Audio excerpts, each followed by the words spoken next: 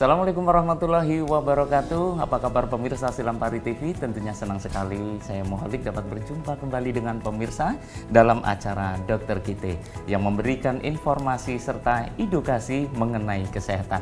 Pada kesempatan hari ini kita berada di lantai 2 Rumah Sakit AR Bunda Kota Lubuk Linggau, dan juga pada hari ini kita akan mengangkat tema yaitu diabetes mellitus, dan juga sudah bersama kita yaitu narasumber kita Dr. Muhammad Topan, spesialis penyakit dalam. Dan dokter, apa kabarnya? Baik ya. Alhamdulillah. Dokter, pada hari ini kita akan mengangkat tema yaitu diabetes mellitus. Dan juga apa sih sebenarnya penyakit diabetes mellitus itu, dokter? Iya, baik. Selamat siang Mas Ali. Ya. Jadi penyakit diabetes mellitus ini dikenal oleh masyarakat dengan penyakit kencing manis biasanya ya. Ini penyakit suatu gangguan metabolik di mana ditandai dengan peningkatan kadar gula yang tinggi di dalam darah, di mana diakibatkan oleh organ pankreas dalam tubuh itu tidak bisa menghasilkan insulin dalam jumlah yang cukup. Seperti itu. Kemudian kapan sih dokter seseorang dinyatakan terjangkit penyakit DM ini, dokter? Ya, jadi seseorang yang bisa dikatakan terkena atau menderita penyakit kencing manis ini kan biasa dari masyarakat ada yang sering kencing ya, betul. Sering makan, jadi langsung dibilang wah ini kencing manis nih, ini makan banyak, wah kamu kencing manis. Itu tidak seperti itu. Jadi memang ada kriterianya itu. Dikatakan trias diabetes itu ada 3. Yang pertama memang poliuri, ya, jadi pasien itu sering kencing. Polidipsi itu sering minum, jadi haus ya. Jadi lalu polifagi atau sering makan, jadi merasa lapar, jadi makan terus. Dan juga kriteria lainnya dengan pemeriksaan gula darah, di mana pada saat diperiksa gula darah puasa, yang pertama itu gula darah puasa, pada saat puasa itu berarti dia tidak terkontaminasi gula selama 8 jam. Jadi puasa diperiksa gula darahnya itu di atas 126 mg per desiliter. Itu sudah bisa dikatakan menderita kencing manis. Dan juga bisa diperiksa lagi gula darah sewaktu, baik dia sesudah makan ataupun sebelum makan. Diperiksa gula darahnya itu di atas 200 mg per desiliter, itu sudah bisa dikatakan kencing manis. Dan juga ada kriteria pemeriksaan lain itu berupa HbA1c, itu menilai kadar gula darah 3 bulan ke belakang si pasien. Jadi apabila untuk nilai normalnya ini di bawah 5,7. 5,7 ya. Jadi rentangnya itu kalau 5,7 sampai 6,4 itu prediabetes itu. Itu baru mau hampir kencing manis. Tapi kalau sudah 6,5 ke atas itu bisa dikatakan kencing manis. Jadi dengan 3 trias klasik tadi disertai dengan peningkatan gula darah pada saat pemeriksaan tadi, itu sudah bisa didiagnosis sebagai kencing manis itu seseorang. Kemudian dokter, bagaimana seseorang sampai menderita DM ini, dokter, atau kencing manis ini? Jadi seperti ini, setiap hari itu kita mengkonsumsi makanan ya, yang mengandung karbohidrat dan gula, baik makanan, minuman, cemilan ya, berupa permen, soda, seperti jagung, gandum, nasi, itu semua mengandung karbohidrat juga dan mengandung gula. Makanan tersebut dimakan itu dalam tubuh itu langsung dirubah menjadi glukosa. Jadi glukosa ini dibutuhkan oleh tubuh sebagai sumber energi. Jadi makanan masuk dalam bentuk karbohidrat dan gula dirubah menjadi glukosa. Glukosa ini dibutuhkan oleh sel-sel tubuh berupa jantung, ginjal, hati, otot untuk melakukan aktivitas seperti biasa. Jadi makanan ini masuk nih ke dalam tubuh, dirubah menjadi gula. Nah, ada yang namanya insulin. Jadi makanan tersebut ditangkap oleh insulin masuk ke dalam sel. Jadi makanan masuk ke dalam tubuh, ditangkap insulin, masuk ke dalam sel. Selalu seperti itu. Dalam bentuk gula, ditangkap oleh insulin lagi, masuk ke dalam sel. Jadi insulin ini kalau kita umpamakan sebagai alat transportasi ya, atau mobil. Sedangkan penumpangnya adalah gula tadi. Gula tadi dibawa di mobil, masuk ke dalam sel. Kalau seperti masuk ke dalam tol harus naik mobil. Betul. Kalau jalan kaki nggak bisa dia masuk. Jadi selama insulin ini tidak ada di dalam dalam tubuh, gulanya tidak akan pernah masuk ke dalam sel. Dan ada organ yang namanya pankreas di dalam tubuh. Nah ini yang memproduksi insulin tadi. Dalam kondisi normal, gula darah makanan yang kita makan setiap hari itu akan selalu seperti itu siklusnya, Mas. Gula masuk, ditangkap insulin, masuk lagi ke dalam sel. Terus, tapi apabila kita makan makanan yang mengandung gula secara terus-menerus, berlangsung lama, maka tubuh kita juga akan merespon. Nah, termasuk organ pankreas tadi merespon terus menghasilkan insulin dalam jumlah yang banyak. Untuk Untuk mengcover gula darah yang masuk tadi. Karena insulin tadilah yang akan membawa ke dalam sel tadi. Dengan kondisi yang berlebihan, pankreas ini akan terus menghasilkan insulin dalam jumlah yang banyak dan tidak sesuai kemampuan dari pankreas tadi, sehingga terjadi gangguan penyerapan gula di dalam darah, dan gula itu akan bertumpuk di dalam pembuluh darah, dan juga bisa menyebabkan tubuh ini kurang sensitivitasnya terhadap kerja insulin tadi. Dalam tanda kutip, pankreas juga yang menghasilkan insulin tadi mengalami kelelahan, capek. Dari situ pankreas sudah tidak bisa menghasilkan insulin lagi dengan baik, sehingga dia bisa jatuh menderita kencing manis tadi. Dan baik dokter, nanti kita tentunya akan kembali di segmen berikutnya. Dan pemirsa Silempari TV, jangan kemana-mana, kita akan kembali setelah jeda pariwara berikut ini. Tetap di acara Dokter Kite. Sehat dari Kite, sehat gali-gali. Sehat gali-gali.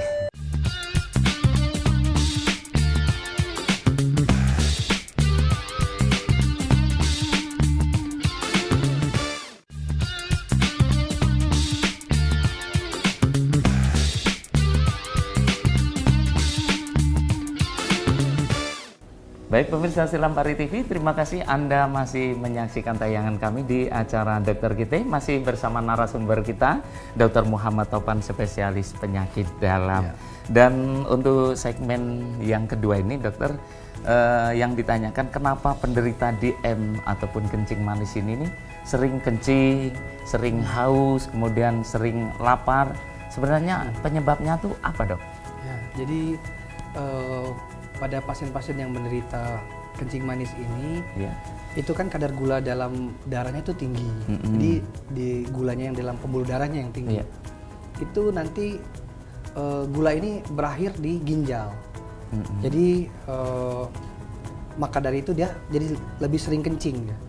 Sering kencing, jadi akibat dia sering kencing, dia juga tubuh ini merespon untuk sering minum karena haus tadi, karena jadi sering kencing, jadi sering minum.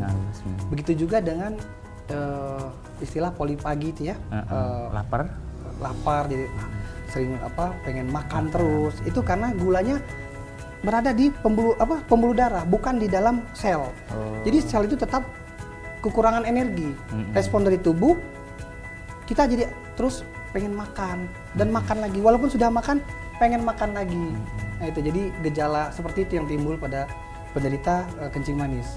Kemudian ada hubungannya nggak dok? Begini, setelah orang itu makan gitu dok, kemudian langsung ngantuk gitu, rasa kantuknya tuh lebih tinggi gitu dok? Ya, gejala-gejala seperti itu seringkali dikeluhkan oleh penderita kencing manis, sering mengantuk, lalu katanya kakinya kesemutan, kadang gatal-gatal, padahal tidak ada yang menggigit atau apa gitu. Nah, itu memang sering terjadi pada penderita kencing manis. Kemudian untuk kencing manis itu sendiri dokter, sebenarnya ada berapa jenis sih DM ini dok? Ya, kalau yang berita yang tersebar di masyarakat ini ada tipe basah, ada tipe kering. Tipe basah, tipe kering. Jadi dikatakan apabila gula darahnya itu tinggi, terus pasiennya lukanya terbuka, susah sembuh, terus infeksi, itu biasa dikatakan tipe basah. Sedangkan yang penderita kencing manis yang kurus itu dikatakan tipe kering. Nah itu sebenarnya bukan seperti itu. Kencing manis ini atau diabetes ini ada dua tipe ya. Yang pertama diabetes tipe 1. Yang ini tipe 1 ini karena kerusakan sel beta pankreasnya. Jadi yang saya katakan tadi pabriknya itu yang rusak sehingga tidak dapat menghasilkan insulin. Jadi hal ini disebabkan karena infeksi virus, bisa juga karena autoimun ataupun dari genetik, dari bawaan. Jadi pabriknya yang rusak, bukan insulinnya tapi penghasilnya itu. Dan ini biasa dikatakan dengan insulin dependent. Jadi butuh insulin seumur hidup, butuh insulin dari luar. Gitu tapi untuk kasusnya ini sekitar 5-10% dari setiap penderita kencing manis. Dan lebih banyak itu yang diabetes tipe 2. Tipe 2 ini kurang lebih 80-90 lebih dari penderita kencing manis. Banyak ini yang tipe 2 ini. Yang diabetes tipe 2 ini disebabkan karena pola makan dan gaya hidup yang tidak baik. Kemudian untuk tipe 2 tadi berarti kalau masyarakat nyebutnya basah ya Dok ya? Kering ya? Sebenarnya tetap tipe 2 ya? Tipe 1 dan tipe 2, nggak ada basah dan kering. Cuman masyarakat itu ngomongnya basah Dokter ya? Iya, tipe basah. Untuk tipe 2 Dokter, penderita DM ini apakah memang harus apabila parah tuh emang harus dipotong amputasi atau gimana Dokter? Apabila di kaki dan di tangan, di bagian tubuh? Sebenarnya banyak yang bertanya seperti itu, apakah nanti berakhir dengan amputasi? Sebenarnya makan makanan yang dimakan setiap hari itu tetap mengandung gula, dan gula tersebut apakah dibawa insulin ke sel atau tidak? Sebenarnya seperti itu. Kalau pada penderita kencing manis yang tidak terkontrol, yang tidak makan obat teratur, ya, gula darahnya itu tetap berada di pembuluh darah, jadi tidak masuk ke dalam sel. Jadi apabila terjadi luka, jadi sel-sel kan butuh regenerasi luka, dan sel-sel itu membutuhkan energi dan nutrisi untuk mempercepat penyembuhan luka. Akan tetapi apabila gula darahnya tidak terkontrol dan terus-menerus tidak terkontrol, jadi gula itu tetap berada di dalam pembuluh darah, tidak masuk ke dalam sel. Alhasil regenerasinya jadi lambat, susah sembuh, dan mudah terkena infeksi. Akibat dari kurangnya nutrisi dan energi tadi, sel ini akan mati lama-lama. Dan sel akan mati, jaringan juga ikut mati. Karena jaringan ikut mati, berakhirlah untuk amputasi. Jadi kondisi seperti ini jangan dibiarkan lama-lama. Maksudnya di sini tetap mengkonsumsi obat-obatan insulin dan menjaga pola makan yang baik agar gula darah tetap terkontrol. Seperti itu. Kemudian Dokter, mohon maaf mungkin pertanyaan ini agak aneh ya. Ini masyarakat nih bertanya-tanya tentunya, penyakit DM ataupun kencing manis ini, kencingnya itu sendiri, mohon maaf Dokter, apakah memang manis Dok? Jadi seperti ini. Dulu penelitian kalau setiap pasien yang dianggap kencing manis itu diteliti dari kencingnya dengan cara mencicipi kencing si penderita. Tapi dengan berjalannya teknologi sampai sekarang tidak seperti itu ya? Dengan lakukan pemeriksaan gula darah. Tapi memang kencingnya manis karena banyak mengandung gula. Dan baik pemirsa Silam Pari TV, jangan kemana-mana, kita akan segera kembali setelah jeda pariwara berikut ini. Tetap di Dokter Kite, sehat dari Kite, sehat gali-gali.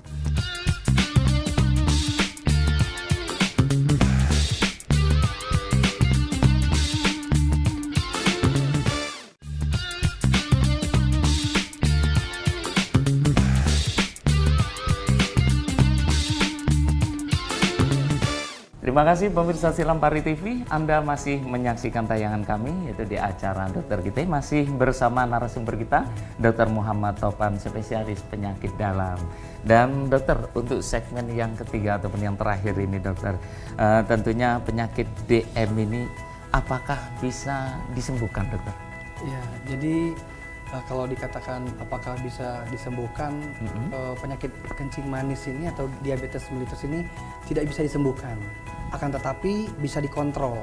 Bisa dikontrol. Ya, jadi dengan pola hidup yang baik, dengan gaya hidup lifestyle sebenarnya yang baik itu akan mengurangi tingkat peningkatan gula darahnya sehingga terkontrol dan dijauhkan dari komplikasi-komplikasi. Kemudian dokter, untuk cara hidup sehat itu sendiri dokter, sebenarnya bagi yang terjangkit makanan apa saja sih dok yang memang seharusnya tidak dikonsumsi gitu dokter? Okay. Jadi untuk makanan pada dasarnya semua boleh. Oh boleh. Semua boleh. Akan tetapi dalam kadar yang normal. Jadi setiap kita masing-masing tentu bisa menilai diri kita sendiri dengan dengan makanan yang kita makan. Enggak yang pagi misalnya makan makanan yang manis, siang makanan manis, malam makanan manis, ya itu jika terjadi terus-menerus itu bisa di kencing manis. Misalnya minum pagi minum teh manis, siang minum teh manis, malam minum teh manis, itu apabila dilakukan secara terus-menerus itu bisa terjangkit kencing manis. Kemudian apalagi sekarang ini kan musim durian untuk kota Lubuk Linggau dokter ya. Apakah untuk penderita itu boleh makan sih? Boleh. Oh, boleh. Jadi durian, semua jenis makanan itu boleh dimakan. Akan tetapi tetap dalam batas yang sewajarnya. Karena tingkat sensitivitas masing-masing individu itu berbeda-beda. Ada yang makan 1 biji durian itu udah melonjak tinggi. Karena kandungan gula di durian itu tinggi sekali. Bisa langsung tinggi kadar gula di dalam darah. Ada yang makan 2 sampai 3 biji itu tetap biasa. Jadi tergantung individu masing-masing. Kemudian untuk penyakit kencing manis itu sendiri dokter, itu sebenarnya komplikasinya kemana aja? Komplikasinya banyak, bisa ke mata, ke ginjal, ke saraf. Jadi gitu ya? Apabila kondisi kencing manisnya tidak terkontrol itu bahaya sekali. Bahaya sekali ya. Dan mungkin yang terakhir dokter, ada tips untuk seluruh pemirsa Silampari TV dokter, tips hidup sehat, cara mencegah, yaitu mencegah daripada penyakit DM, dan juga tips bagi mereka ataupun saudara kita yang sekarang terjangkit penyakit DM dokter. Silakan. Untuk tipsnya, yang pertama itu kita harus tetap menjaga pola makan kita yang baik, gaya hidup kita yang baik, istirahat yang cukup, dan aktivitas fisik yang baik. Selain makanan-makanan itu banyak menu yang memang dianjurkan seperti protein yang berkualitas, ikan, kacang-kacangan, lalu buah-buahan dan sayur-sayuran segar itu baik dikonsumsi. Lalu olahraga yang teratur, nah olahraga ini penting sekali mas. Jadi olahraga ini seminggu bisa dilakukan 3 hari, seminggu 3 kali, itu kurang lebih 30 menit. Dan olahraganya juga bukan olahraga yang berat, ya seperti lari, jogging, berenang, bersepeda, santai ya. Badminton itu terlalu berat mungkin. Berat ya. Iya.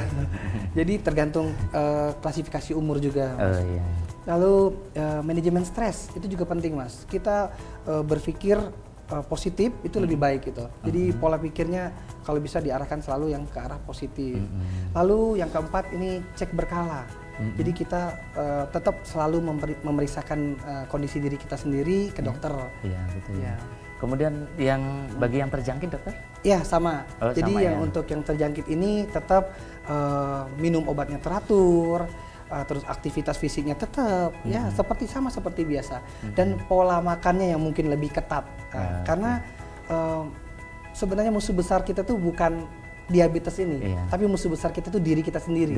Bagaimana kita disiplin, memanage diri kita sendiri, bagaimana kita mengatur pola hidup kita, aktivitas fisik kita, istirahat yang cukup dari dalam diri kita sendiri itu mas.